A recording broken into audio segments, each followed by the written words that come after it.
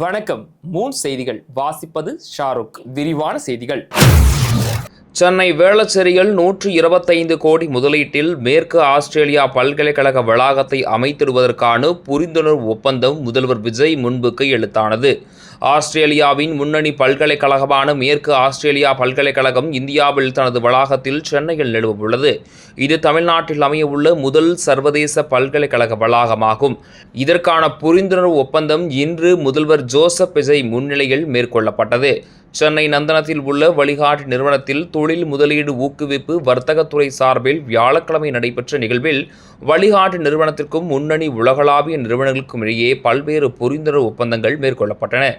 தமிழ்நாடு முதல்வர் ஜோசப் விஜய் முன்னிலையில் உலகளாவிய திறன் மையங்கள், ஆராய்ச்சி மற்றும் மேம்பாட்டு மையங்கள், உற்பத்தி திட்டங்கள் மற்றும் தமிழ்நாட்டின் முதல் சர்வதேச பல்கலைக்கழக வளாகத்தை நிறுவுவதற்காக முன்னணி உலகளாவிய நிறுவனங்களுடன் தமிழ்நாடு அரசு பல்வேறு புரிந்துணர்வு ஒப்பந்தங்கள் மேற்கொண்டது.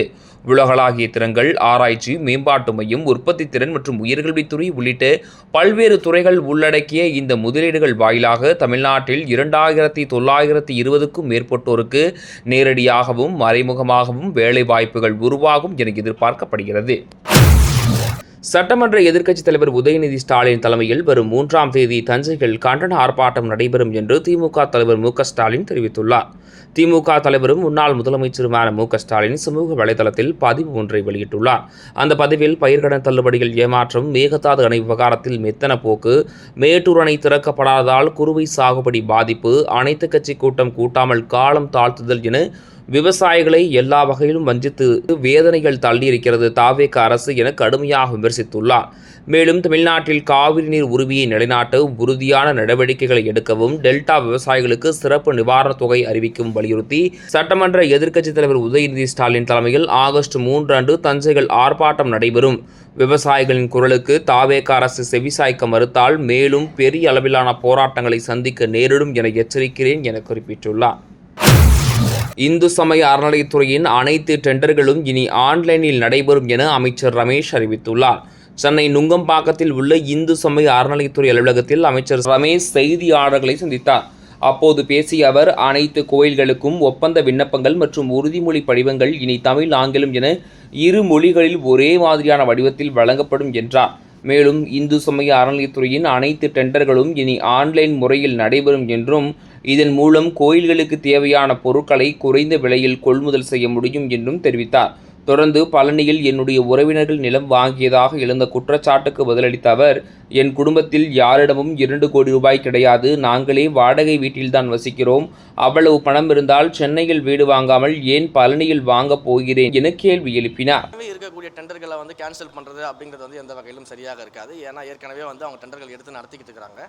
ஒவ்வொரு டெண்டராக முடிய இந்த கைட்லைன்ஸ்குள்ளே அவங்க நம்ம கொண்டு வந்துடுவோம். ஏற்கனவே முடிந்த டெண்டர்களை நம்ம ஆல்ரெடி ஹோல்டு பண்ணி வச்சிருந்தோம். கடந்த 1 மாத காலமாக நம்ம அந்த டெண்டர்களும் கொடுக்கக்கூடாதுன்னு சொல்லி ஹோல்டு பண்ணி வச்சிருந்தோம்.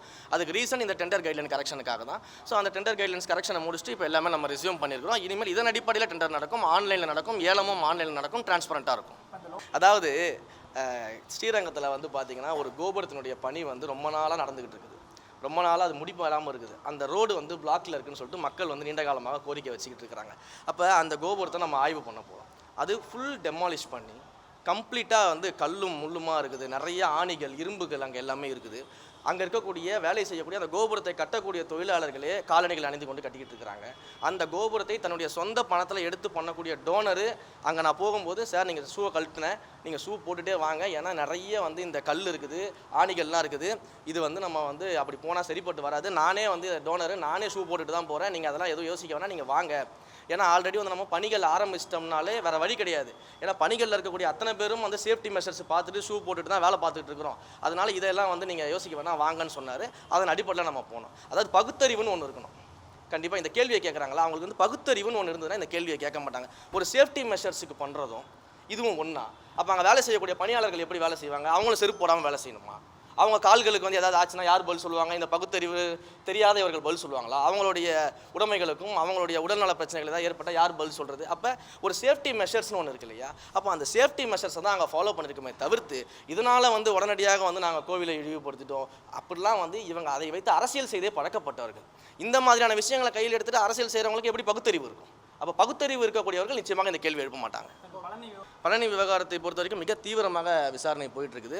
மாண்புமிகு முதலமைச்சர் அவர்களிடம் நான் தான் சொன்னேன், இந்த வழக்கை வந்து சிபிசிஐடிக்கு மாற்ற வேண்டும். அப்போ தான் நேர்மையாக குற்றவாளி யாராக இருந்தாலும் சரி கண்டுபிடிச்சு நடவடிக்கை எடுக்கணும்னு நான் சொல்லியிருந்தேன். உடனடியாக சிபிசிஐடிக்கு மாற்றினார்.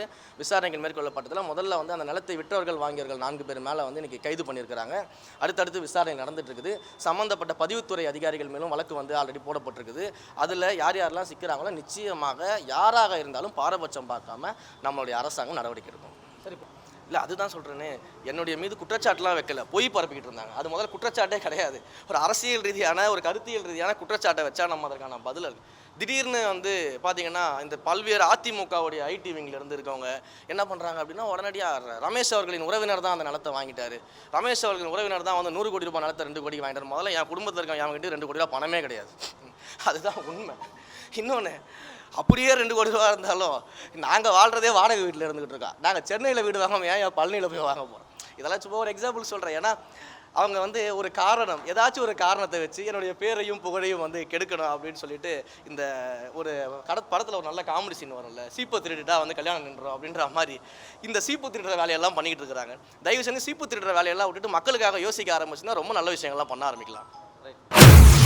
சென்னை கிண்டியில் உள்ள கலைஞர் நூற்றாண்டு மருத்துவமனையில் சுகாதாரத்துறை அமைச்சர் அருண்ராஜ் திடீர் ஆய்வு மேற்கொண்டார்.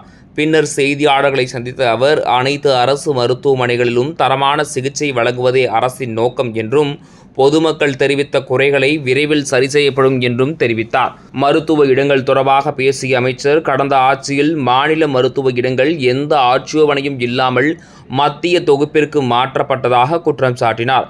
மேலும் கரூர் சம்பவத்தில் உயிரிழந்தவர்களின் குடும்பத்தினருக்கு வழங்கப்பட்ட அரசு வேலையை ரத்து செய்யப்பட்ட விவகாரத்திலும் உச்சநீதிமன்றத்தில் நியாயம் கிடைக்கும் என்ற நம்பிக்கை இருப்பதாக அமைச்சர் அருண்ராஜ் தெரிவித்துள்ளார். தினம் நம்ம மாண்புமிகு முதலமைச்சர் அவர்களின் லட்சியமான அனைத்து அரசு மருத்துவமனைகளிலும் தரமான சிகிச்சை வழங்கணும் அப்படிங்கிறத அந்த நோக்கத்திற்காக இன்னைக்கு கலைஞர் சூப்பர் ஸ்பெஷாலிட்டி ஹாஸ்பிட்டலில் நம்ம எம்எல்ஏவோட சைதாப்பேட்டை எம்எல்ஏ அவர்களுடன் நம்ம ஆய்வு மேற்கொண்டோம். இங்கே இருக்கிற ஃபெசிலிட்டிஸ்லாம் பார்வையிட்டோம். பொதுமக்கள்கிட்டையும் நம்ம பேசினோம். இங்கே சில குறைகளும் சொன்னாங்க. அது கூடிய விரைவில் நம்ம அது சரி செஞ்சு கொடுப்போம். அப்புறம் முக்கியமாக நேற்றைய தினம் பார்த்திங்கன்னா நம்ம சுப்ரீம் கோர்ட்டில் சூப்பர் ஸ்பெஷாலிட்டி சம்பந்தமாக ஒரு தீர்ப்பு வந்தது. அதை பற்றி முன்னாள் முதல்வர் அவர்கள் கூட ஒரு அறிக்கை வெளியிட்டிருந்தார்.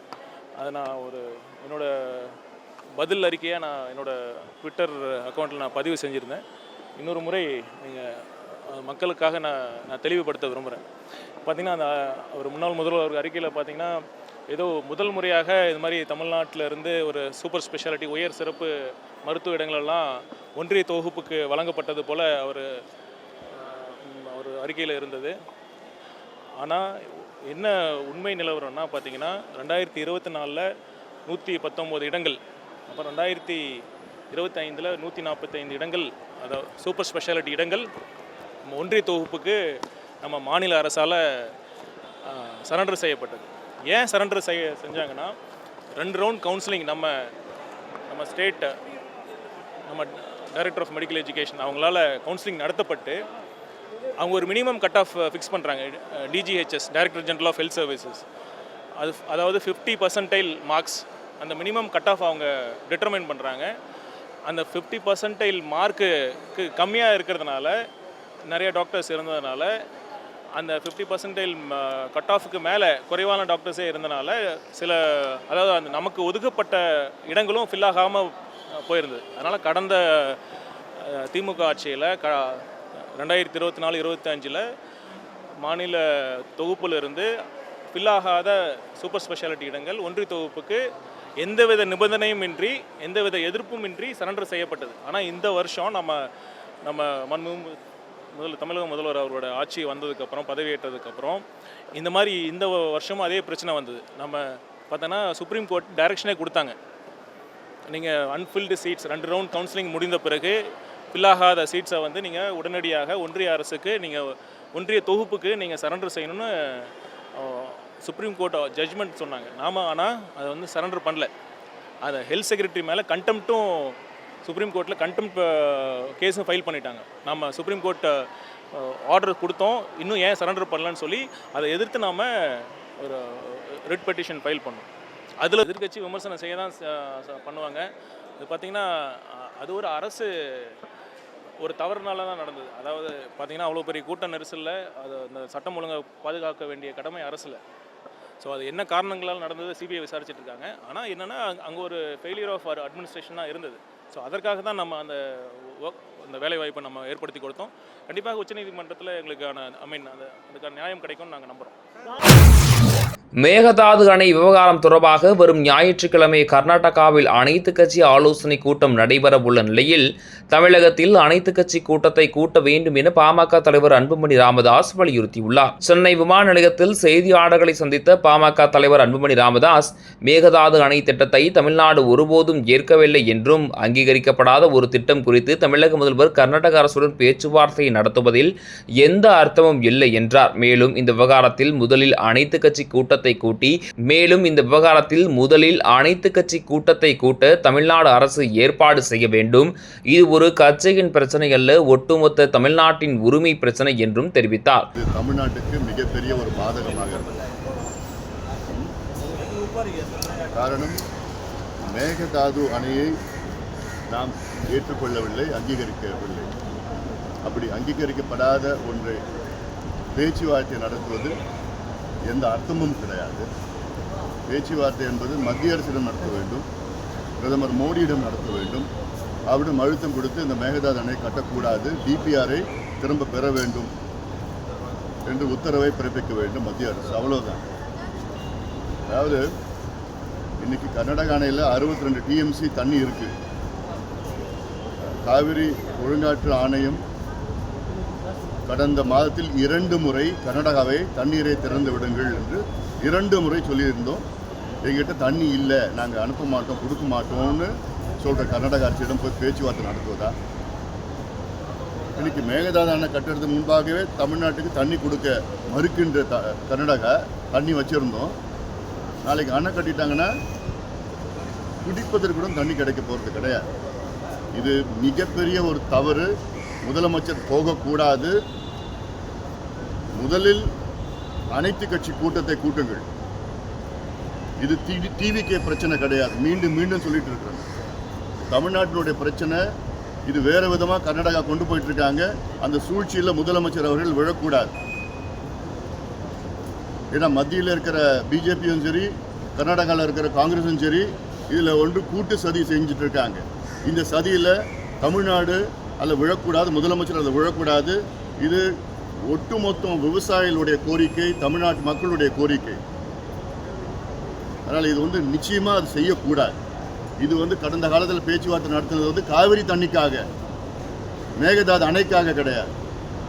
மேகதாது அணையே நம்ம அங்கீகரிக்கப்படலை, கட்டக்கூடாது என்பதற்கு போய் பேச்சுவார்த்தை போய் அதுவும் கர்நாடகாட்ட போய் அங்கே போய் நடத்துவதில் என்ன அர்த்தம் இருக்குது? யார் முதலமைச்சர் வழி நடத்துகிறான்னு தெரியல. இது தவறான ஒரு போக்கு. இது நிச்சயமாக இது கண்டிக்கத்தக்கது. அப்படி ஒன்று நடந்தால் இதை தவிர்க்க வேண்டும், முதலமைச்சர் அவர்கள் தவிர்க்க வேண்டும். தொடர்ந்து ராகுல் காந்தியின் தமிழக வருகை குறித்து பேசிய அவர், கர்நாடகாவில் மேகதாது அணை கட்டக்கூடாது என்று ராகுல் காந்தி வெளிப்படையாக அறிவித்தால் தேசிய ஜனநாயக கூட்டணியில் இருந்து பாமக விலக தயாராக இருப்பதாகவும் தெரிவித்தார். அவங்களுடைய தலைவர் ராகுல் காந்தியிட சொல்றது அவருக்கு தைரியம் இருக்கா?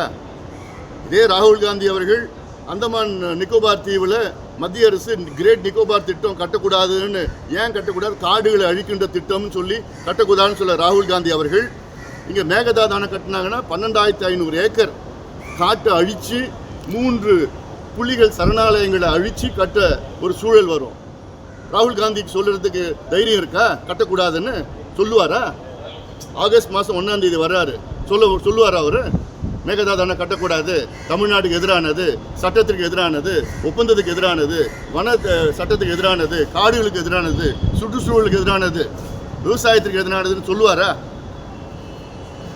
இவங்க இல்லை மாணிக்கம் தாக்கூர் சொல்கிறதுக்கு தைரியம் இருக்கா?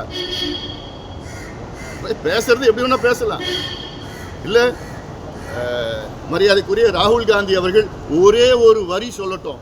என்னன்னு, கர்நாடகாவில் மேகதாது அணை கட்டக்கூடாதுன்னு ஒரே ஒரு வரி சொல்லட்டும், நாங்கள் என்டிஏலேருந்து விலகிறோம். சென்னை மீனம்பாக்கத்தில் நடைபெற்ற இந்திய தொழில் கூட்டமைப்பின் கல்வி கருத்தரங்கில் உயர்கல்வித்துறை அமைச்சர் விஸ்வநாதன் பங்கேற்றார். பின்னர் செய்தியாளர்களை சந்தித்த அவர், மனோன்மணியம் சுந்தரநாத் பல்கலைக்கழகத்தில் தமிழ்தாய் வாழ்த்து நிகழ்ச்சியின் தொடக்கத்தில் பாடப்படாமல் 3ஆவதாக பாடப்பட்டது உண்மையிலேயே வருத்தத்திற்குரிய செயல் என்று தெரிவித்தார். மேலும் இந்த விவகாரத்தில் அடுத்த கட்ட நடவடிக்கைகள் குறித்து பொறுத்திருந்து பார்ப்போம் என்றும் கூறினார். தொடர்ந்து ராகுல் காந்தியின் தமிழக வருகை குறித்து பேசிய அவர், முதல்வரை சந்திப்பது தொடர்பாக இதுவரை அதிகாரப்பூர்வ அறிவிப்பு எதுவும் இல்லை என்றாலும் அதற்காக வாய்ப்பு இருப்பதாக தெரிவித்தார். அஃபீஷியல் கம்யூனிகேஷன்ஸ் எதுவும் இதுவரையில வரல. நீங்க தான் எழுதிக்கிட்டு இருக்கீங்க, நீங்க தான் சொல்லிக்கிட்டு இருக்கீங்க.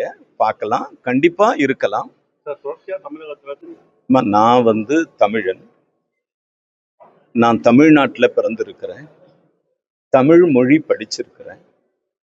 தமிழ் மொழி, தமிழ் கலாச்சாரம், தமிழ் மக்களினுடைய சென்டிமெண்ட் எந்த காலத்திலும் முதல்வர் விஜய் சாருடைய கவர்மெண்ட் எந்த நிலையிலும் நாங்கள் எங்களுடைய முக்கியத்துவத்தை இழந்து விட மாட்டோம். எங்கள் ஸ்டேட்டோட இம்பார்ட்டன்ஸ், ஸ்டேட்டோட இண்டிபெண்டன்ஸ், ஸ்டேட்டோட அட்டானமி காப்பாற்றப்படும் என்பதுதான் அமைச்சருடைய வேண்டுதல்.